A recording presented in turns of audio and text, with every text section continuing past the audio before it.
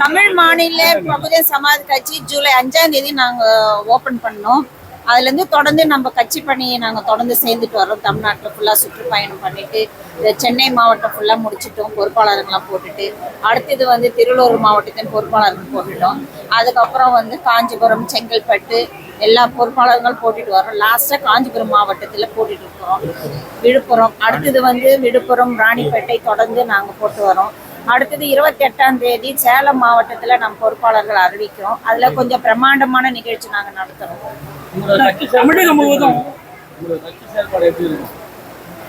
செயல்பாடு சிறப்பா இருக்கும், சிறப்பான முறையில் இருக்கும். அது நாங்க பொறுப்பு. தமிழகம் முழுவதும் எவ்வளவு உறுப்பினர்களை சேர்க்கணுன்ற ஒரு இலக்கு இருக்கும் இல்லையா?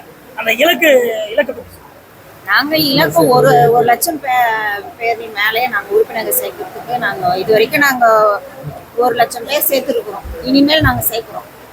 தேர்தலுக்கு சட்டப்பேரவை தேர்தலுக்கு இன்னும் 8 மாதங்கள் இருக்கு. நம்ம கட்சி ஆரம்பிச்சு இன்னும் நம்மளோட உறுப்பினர் இலக்கை நோக்கி போயிட்டு இருக்கோம். இந்த நிலையில யாரு கூட கூட்டணி அமைக்கிறது திட்டம் வகுத்துருக்கீங்க? அதை பத்தி கூட்டணி பத்தி ஏதாச்சும்? அதை பற்றி முடிவு எடுக்கல. இனிமேல் தான் நாங்க பொறுப்பாளர்கள்லாம் போட்டு பிறகு மாநில பொறுப்பாளர் சேர்ந்து கலந்து ஆலோசித்து பிறகு தான் இந்த முடிவு எடுப்போம்.